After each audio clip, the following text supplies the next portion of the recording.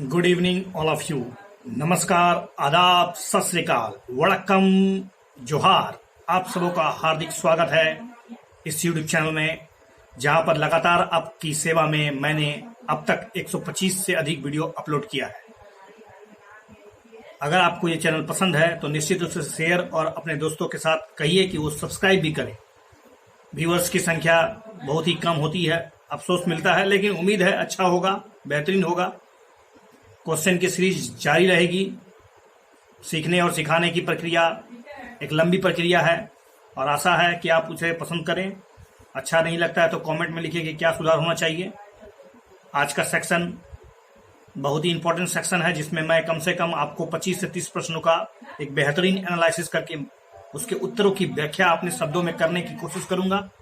तो बने रहिए इस वीडियो में, लंबे समय तक देखिए, ना कि सिर्फ क्लिक करके इसको छोड़ दीजिए। कम से कम इसे 15 से 20 मिनट दीजिए, तभी आपके कंसेप्ट क्लियर होंगे।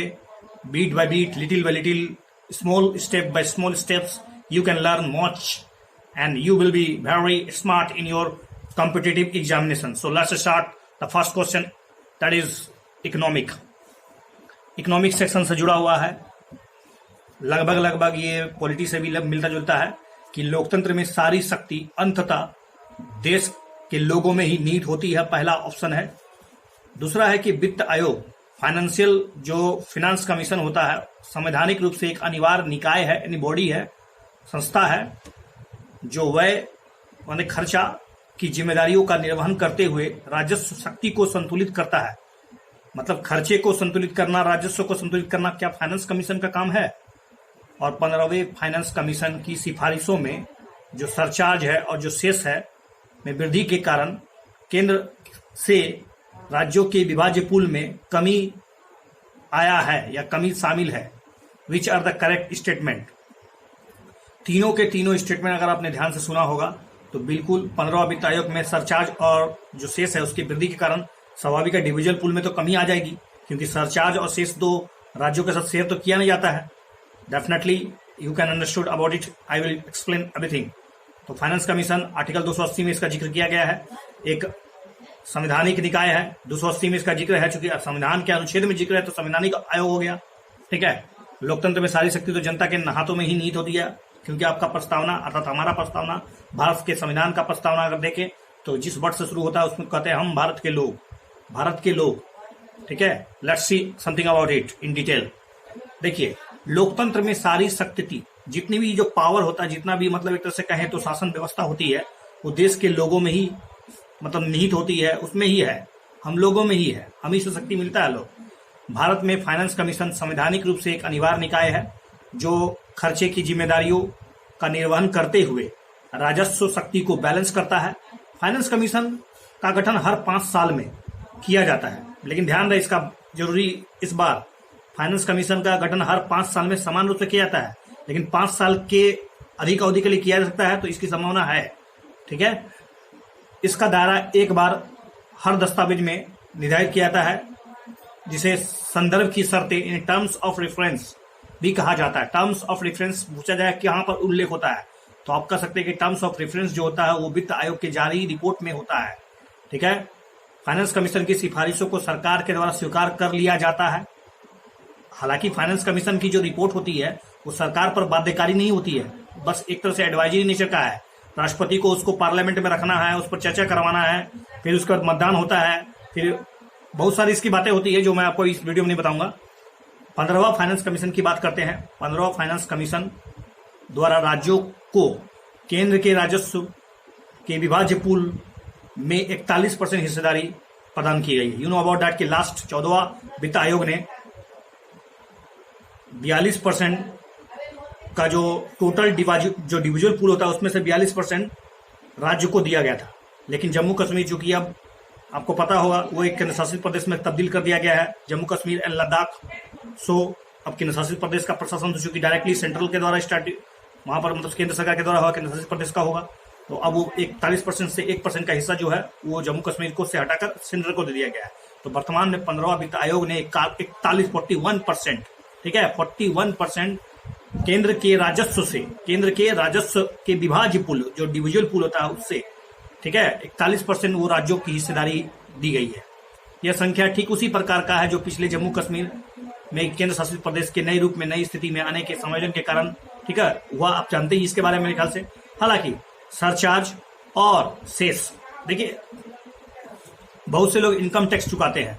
इनकम टैक्स एक प्रकार का डायरेक्ट टैक्स होता है, अर्थात ऐसा कर जो व्यक्ति किसी को दूसरे को ट्रांसफर नहीं कर सकता। मतलब एक समझ लिए कि जो घाव है उस पीड़ा को आप स्वयं सहिएगा, ना कि किसी और को ट्रांसफर कर पाइएगा। एग्जैक्टली उसी तरह होता है इनकम टैक्स या डायरेक्ट टैक्स। डायरेक्ट टैक्स में सिर्फ इनकम टैक्स नहीं आता है, बल्कि और भी टैक्स है, जिसमें कि आपको कॉर्पोरेट टैक्स, जानते होंगे कॉर्पोरेट टैक्स जो होता है बहुत बड़ा आय का सोर्स होता है भारत सरकार के लिए। इनकम टैक्स भी बहुत बड़ा सोर्स है। डायरेक्ट टैक्स में दोनों का बहुत महत्वपूर्ण योगदान होता है, जबकि जीएसटी जो है इनडायरेक्ट टैक्सेस है। तो डायरेक्ट टैक्स जो चुकाते हैं एक निश्चित सीमा इनकम के पश्चात, टैक्स के ऊपर जो टैक्स लगता है उसको कहते हैं सरचार्ज, ठीक है। और ये सरचार्ज और सेस जो होता है, सेस एक विशेष मतलब विशेष प्रकार की एक तरह से सुविधा प्रदान करने के लिए, किसी विशेष उद्देश्य को पूर्ति करने के लिए लगाया जाता है केंद्र सरकार के द्वारा, ठीक है। तो सेस और सरचार्ज याद रखिएगा, केंद्र सरकार के द्वारा लगाया गया सेस और सरचार्ज पर, ठीक है, राज्यों का कोई अधिकार नहीं होता है, अर्थात राज्यों के साथ उसको शेयर नहीं किया जाता है, ठीक है। अगर ये वृद्धि होगा तो स्वाभाविक है जो डिवाजीय पुल है उस डिवाजीय पुल में कमी आएगी और इससे भारत सरकार का घट जाएगा, ठीक है। मैंने बहुत कुछ बता दिया। 2010 में कुल पुल 10% था, लगभग 20% की वृद्धि हो गई है, समझे। अगला क्वेश्चन है 11वें से 14वें वित्त आयोग द्वारा राज्यों को संसाधनों के आवंटन के सिफारिश करने के लिए निम्नलिखित में कौन सा मापदंड नहीं अपनाया गया था। 11वां से लेकर 14वां वित्त आयोग, चूंकि आपको पता होगा हॉरिजॉन्टल डिस्ट्रीब्यूशन जब होता है, हॉरिजॉन्टल डिस्ट्रीब्यूशन और वर्टिकल डिस्ट्रीब्यूशन समझिए पहले। हॉरिजॉन्टल डिस्ट्रीब्यूशन से पहले आपको वर्टिकल डिवीजन, देखिए सरकार अगर केंद्र सरकार के द्वारा कुछ पैसा जमा राजस्व का इकट्ठा किया था, उस राजस्व में जो सरकार का डिविजन पूल होता है, उस डिविजन पूल में से सबसे पहले कितना % राज्य को जाएगा, राज्यों को जो पैसा गया वो हुआ वर्टिकल डिवीजन, मतलब लंबवत विभाजन। उसके बाद जो होगा विभिन्न राज्यों के बीच बटेगा, उसको कहते हैं क्षैतिज विभाजन, हॉरिजॉन्टल डिवीजन। तो हॉरिजॉन्टल डिवीजन कैसे होगा? क्या उत्तर प्रदेश को जितना राजस्व मिलेगा या जितना पैसा मिलेगा, क्या उसको सिक्किम को भी उतना मिलेगा? नहीं ना, स्वाभाविक है, उसके कुछ क्राइटेरिया है, कुछ पैरामीटर्स है। तो उनमें से 11वां से 14वां वित्त आयोग में कौन कौन सा पैरामीटर था जो अभी है, वर्तमान में पिछले में नहीं था? तो राज्य का वित्तीय अनुशासन, राज्य का वन आवरण, राज्य का क्षेत्र, राज्य में निर्धनता दर। तो आपको पता होना चाहिए ये राज्य में जो निर्धनता दर है वो पिछले समय में 11वें से 14वें वित्त आयोग में नहीं था, ठीक है, अभी शामिल है। तो वर्तमान में इनकम डिस्टेंस पिछले भी समय भी था, ठीक है, अभी भी है। उसके बाद पॉपुलेशन 1971 का था, अभी पॉपुलेशन 2011 का लिया जा रहा है। उसके बाद फिस्कल डिसिप्लिन मतलब समझते हैं कितना खर्चा किया जाए, कैसे खर्चा किया जाए, कितना कहाँ पर लगाया जाए। आपका फिस्कल प्रूडेंस मतलब विवेकपूर्ण खर्चा हो, उन पर विचार होगा। उसके बाद टैक्स एफर्ट, अपना टैक्स इकट्ठा करने का प्रयास आपका क्या रहा है, राज्यों का अलग अलग प्रयास क्या था। फिस्कल कैपेसिटी, डिसिप्लिन, एरिया कितना है, उसके बाद फॉरेस्ट कवर कितना है, जो अभी वर्तमान में जारी है, पहले तो नहीं था, ठीक है। ओके,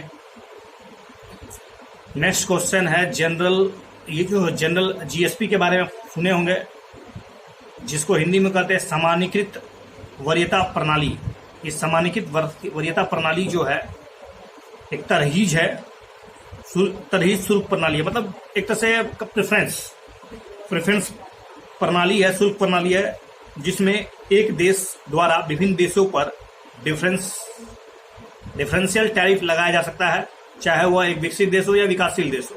दूसरा है कि जीएसपी विश्व व्यापार संगठन के दायरे से बाहर है। तीसरा है कि भारत की यूरोपीय संघ में अप्रयुक्त निर्यात क्षमता है और वह यूरोपीय संघ के जीएसपी के सबसे कम लाभार्थियों में से एक है।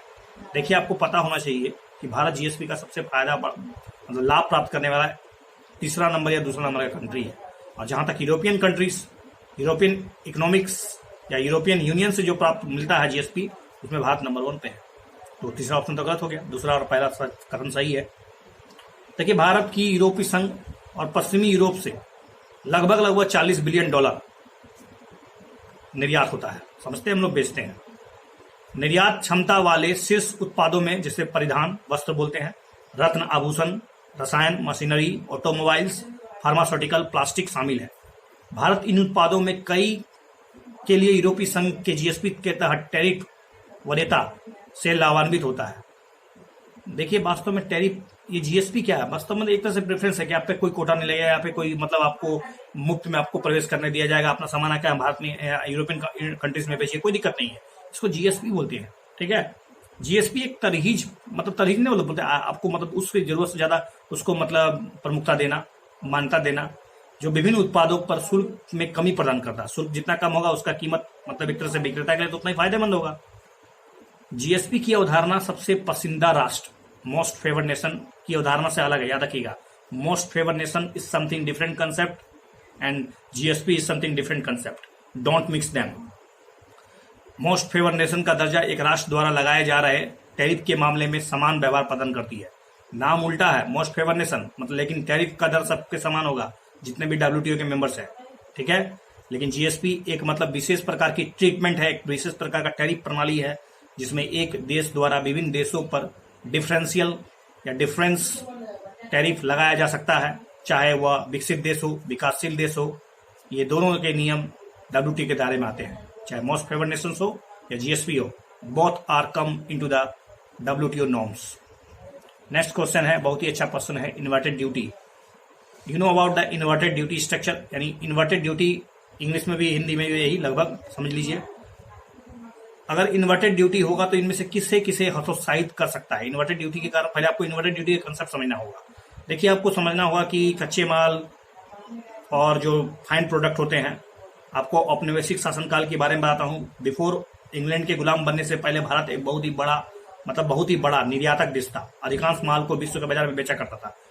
जब हम लोग गुलाम बन गए, अंग्रेजों के गुलाम हो गए, औपनिवेशिक शक्ति के चारों तरफ ढह गए, तो हमारी प्रक्रिया जैसे उल्टा हो गई। हम लोग अब आयातक बन गए और निर्यातक इंग्लैंड बन गया। हमारे यहाँ से कच्चे माल विदेशों में बेचा जाता था, फाइन प्रोडक्ट यहाँ आता था। अब इस पे कुछ ना कुछ तो टैक्स लगेगा ना। विश्व के बाजार में जब आप प्रवेश कीजिएगा अपने माल को लेकर, तो वो विश्व का बाजार तो दरवाजा खोल के तो नहीं खड़ा है कि आइए अपना सामान बेच दीजिए और हम अपने ग्राहकों को या अपने विक्रेता को चौपट कर दें, ऐसा तो नहीं होता ना। जनरली कुछ ना कुछ तो टैरिफ लगता ही है, जिसको आप जानते हैं कि इन्वर्टेड ड्यूटी स्ट्रक्चर, इस कंसेप्ट उसी से निकल के आया। अगर सोचिए कच्चे माल पर लगाया गया टैरिफ और उससे बनी वस्तु पर लगाया गया टैरिफ, यानी एक प्रकार का टैक्स, एक प्रकार का मतलब कह सकते हैं कि ड्यूटी, शुल्क। अगर कच्चे माल पर लगाया गया शुल्क ज्यादा है और फाइन प्रोडक्ट्स में कम है, तो इसका लॉस उस घर को होगा जो खरीद रहा है, क्योंकि अगर कच्चे माल पे आप अधिक टैक्स लगाइएगा तो वो वहीं पर बनाने के लिए मजबूर होगा, और फाइन प्रोडक्ट्स में आप कम लगाइए तो विदेशों के सामान भारत के बाजार में प्रवेश करेंगे, और भारत के बाजार अगर प्रवेश में करेंगे तो हमारा निर्यात हतोत्साहित हो जाएगा। हम लोग को मनोबल ही नहीं होगा कि हम अधिक से अधिक सामान को बनाए, क्योंकि आप जान रहे हैं कि आपको कच्चे माल पे इंसेंटिव ही नहीं मिल रहा है, आपको तो इंसेंटिव फाइन प्रोडक्ट्स में मिल रहा है। Let's see about it. देखिए इससे क्या क्या प्रभावित हो सकता है। पहला ऑप्शन है कि घरेलू मूल्य संवर्धन प्रभावित हो सकता है। दूसरा है कि एसोसिएटेड फॉरेन डायरेक्ट इन्वेस्टमेंट प्रभावित हो सकता है। तीसरा है कि कच्चे माल की तुलना में तैयार माल का आयात प्रभावित हो सकता है। देखिए एसोसिएटेड फॉरेन डायरेक्ट इन्वेस्टमेंट से कोई लेना देना है या नहीं है? जी हाँ, बिल्कुल लेना देना है, लेकिन कच्चे माल से लेना देना नहीं है, क्योंकि ये कच्चे माल को ही तो लेकर बनाया गया प्रश्न है। सबसे पहले आप समझिए, जैसे मैंने अपनी भाषा में समझाने की कोशिश की फिर से। इन्वर्टेड ड्यूटी समझना एक ऐसी स्थिति जहां तैयार माल पर आयात शुल्क, यानी आप समझ जाइए कि जो फाइन प्रोडक्ट होता है, फाइनेंस प्रोडक्ट होता है, ऑलरेडी डेवलप प्रोडक्ट होता है, उस पर लगने वाला शुल्क जो आयात शुल्क होता है, कच्चे माल पर लगने वाले आयात शुल्क की तुलना में कम होता है। फाइन प्रोडक्ट पर लगने वाला शुल्क अगर कच्चे माल की तुलना में लगने वाले शुल्क से कम होता है, तो इस कंसेप्ट को कहते हैं हम लोग इन्वर्टेड ड्यूटी स्ट्रक्चर। उदाहरण के लिए मान लीजिए कि टायर के आयात पर अगर आयात कर 10% है और प्राकृतिक रबर उसके आयात पर टैरिफ 20% है, तो यह हुआ इन्वर्टेड ड्यूटी स्ट्रक्चर। ओके, तो आप समझ सकते हैं कि टायर जो है बन के आएगा, कच्चा माल तो जंगलों में मिलेगा, उस पर अगर अधिक से अधिक आप टैक्स लगा देंगे तो फिर तो आपको काम करने की इच्छा ही नहीं होगी। जब कच्चे माल पर आयात शुल्क अधिक होता है तो प्रतिस्पर्धी मूल्य पर घरेलू रूप से संबंधित बेहतर उत्पादन करना कठिन होगा। स्वाभाविक है, कच्चे माल पर आयात शुल्क अधिक लगा दिए तो विदेशों से हम कच्चा माल कम कर देंगे, क्योंकि अगर कच्चे माल की कीमत बढ़ गई है तो हम अपने यहाँ क्यों खरीदेंगे कच्चे माल? हम लोग फाइन प्रोडक्ट्स ही नहीं खरीद लेंगे। एग्जैक्टली वही बात मैं समझाने की कोशिश कर रहा हूँ कि कई उद्योग आयातित कच्चे माल और उसके घटक पर निर्भर है। हमारे यहाँ बहुत से ऐसे प्रोडक्ट हैं जिसका निर्माण तो होता है, लेकिन उसके कच्चे माल विदेशों से मंगाए जाते हैं। आप एक्टिव फार्मास्यूटिकल इंग्रेडिएंट्स 80% तो विदेशों से आता है, क्रूड ऑयल विदेशों से आता है। तो इस पर अगर आपने टैक्स बढ़ा दिया तो हमारे यहाँ पर क्या होगा? स्वाभाविक है हमारे यहाँ के निर्यातक बहुत प्रभावित होंगे, बहुत कड़े रूप से प्रभावित होंगे। उनका कीमत बढ़ जाएगा, कच्चे माल पर उच्च कर उन्हें कीमत बढ़ाने के लिए विवश कर देगा। इसका नुकसान अंतिम रूप से हमको होगा, आपको होगा, शॉर्ट में कहे तो ग्राहकों को होगा। आयातित कच्चे माल के बढ़ते उपयोग के साथ इन्वर्टेड ड्यूटी संरचना का नुकसान बढ़ता है। इन्वर्टेड ड्यूटी संरचना घरेलू मूल्य संवर्धन को भी, मतलब कोई इंसेंटिव है नहीं तो हम लोग उस चीज में क्रिएशन लगाएंगे ही नहीं, दिमाग ही नहीं लगाएंगे, ठीक है, उससे हतोत्साहित हो जाएगा। दूसरी ओर कम कर लाभ के कारण, चूंकि टैक्स कम है तो अधिक से विदेशी तैयार माल कम कीमत पर उपलब्ध हो जाएगा। अंत में घरेलू उद्योग द्वारा निर्मित माल आयातित माल की तुलना में, मुकाबला में हम लोग उसके सामने खड़े नहीं हो पाएंगे। चाइना का माल भरमार भरमार करके हम लोग देश में घुसेगा। हमारा जो देश के द्वारा बनाए गए फाइनेस्ट प्रोडक्ट्स हैं उनकी एक तरह से धजिया हो जाएगी। ऐसे मामले में यहाँ तक कि विदेशी निवेशक भी देश में उत्पादन के लिए फॉर्म स्थापित करने में रुचि नहीं लेंगे, क्योंकि आपको पता चल चुका है कि अगर यहाँ उद्योग लगाएंगे तो वहाँ कच्चे माल अधिक कीमत पर मिलेगा, तो हम लोग उद्योग भी नहीं लगाएंगे, निवेशक हतोत्साहित हो जाएगा। बहुत बताया। नेक्स्ट क्वेश्चन है, नॉन टैरिफ उपाय क्या है? आपने टैरिफ सुना अभी, नॉन टैरिफ उपाय क्या है? व्यापार के समक्ष तकनीकी बाधाएं हैं, फाइटोसैनिटरी एक प्रकार का रिस्ट्रिक्शन लगता है, आयात लाइसेंसिंग प्रक्रिया है, या उपरोक्त में सभी गैर टैरिफ उपाय है। देखिए, उपरोक्त में सभी के सभी गैर टैरिफ उपाय है। गैर टैरिफ उपाय के बारे में समझिए। ये जो गैर टैरिफ उपाय है, गैर टैरिफ का मतलब समझिए विशेष प्रकार का एक टैक्स लेना। सरकार अपने देश में प्रवेश करने वाली चीजों या बाहर भेजने वाली चीजों पर एक प्रकार का शुल्क लगाती है, दैट इज टैरिफ। ओके, दो प्रकार का टैरिफ होता है, एक टैरिफ एक नॉन टैरिफ। बात we are discussing non tariff की बात कर रहे हैं। सामान्य रूप से सीमा शुल्क जो लगता है, उसके अलावा जो कुछ भी लगाया जाएगा, उसके जो नीतिगत उपाय होंगे जिसके माध्यम से सरकार उसको रेगुलेट करने की कोशिश करेगी, उसको मतलब उसकी कोटा निर्धारित करने की कोशिश करेगी, अधिक से अधिक मतलब एक तरह से रेशनिंग करने की कोशिश करेगी, जो संभावित रूप से वस्तुओं के अंतर्राष्ट्रीय व्यापार पर आर्थिक प्रभाव डाल सकते हैं। मात्राएं या कीमतें या दोनों को बदल सकते हैं। परिणाम स्वरूप नॉन टैरिफ मेजरमेंट जो होता है, पारंपरिक व्यापार नीति का एक उपकरण है, जैसे कोटा या मूल्य निर्धारण कर देना या मूल्य नियंत्रण कर देना, या नीतियों के साथ एक विस्तृत श्रृंखला है। इसके अलावा उसमें तकनीकी विनियामक उपाय भी शामिल है, जैसे स्वास्थ्य और पर्यावरण संरक्षण से संबंधित महत्वपूर्ण गैर व्यापारिक उद्देश्य को पूरा करने हेतु, जैसे स्वच्छता है, फाइटोसैनिटरी उपाय है, व्यापार के समक्ष तकनीकी बाधाएं हैं। ये सब हम लोग रिस्ट्रिक्शन लगा सकते हैं। अमेरिका और बड़े बड़े जो विदेशी कंपनियां हैं या विश्व के बहुत बड़े जो उच्च विकसित देश है, वो भारत के बने हुए सामानों पर बहुत प्रकार के non tariff activities, non tariff प्रतिक्रियाएं और प्रतिबंध लगाने की कोशिश करते हैं। कहते हैं कि ये भारत का बना हुआ सामान छोटे बच्चों के माध्यम से बनाया गया है, लेबर लॉस के उल्लंघन किया है, मानवाधिकार का उल्लंघन करता है, यहाँ के जो कच्चे सामान होते हैं या फिर यहाँ के जो फाइन प्रोडक्ट्स होते हैं उन पर प्राकृतिक संरक्षण का उल्लंघन किया गया है, पर्यावरण प्रदूषण किया गया है।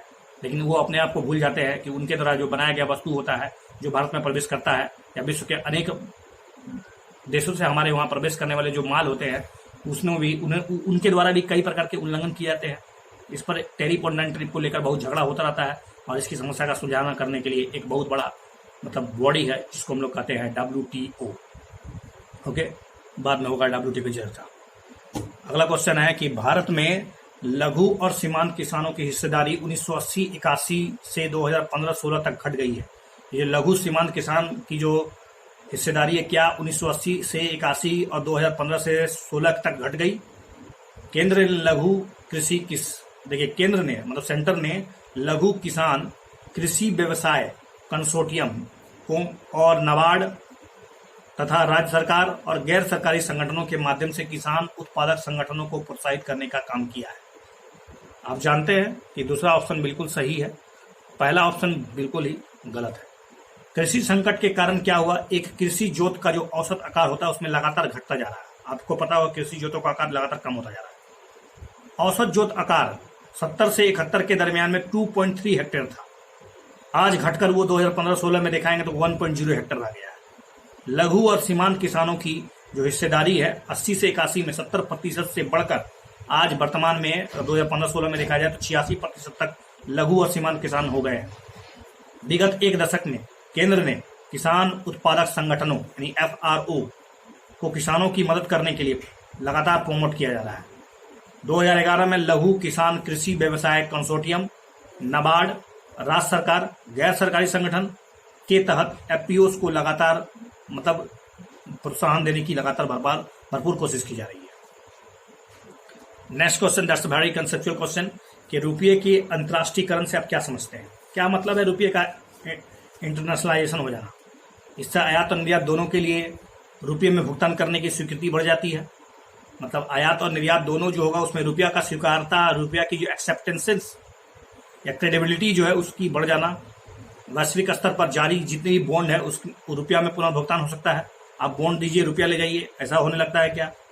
केंद्र बैंक के द्वारा विश्व में भारतीय मुद्रा को आरक्षित मुद्रा के रूप में रिजर्व करना, जैसे WTO, जैसे आपको IMF के जो रिजर्व कोटा होते हैं या वर्ल्ड बैंक के जो रिजर्व कोटा होते हैं, उसमें जो कोटा होता है उसमें क्या अपने पैसों को जमा करने के लिए इतना मतलब अंतर्राष्ट्रीयकरण होना। तो तीनों के तीनों जो स्टेटमेंट है वो रुपया के मतलब एक तरह से उसकी खूबी, उसकी मतलब एक्सेप्टेंसिस इंटरनेशनलाइजेशन की बात करता है।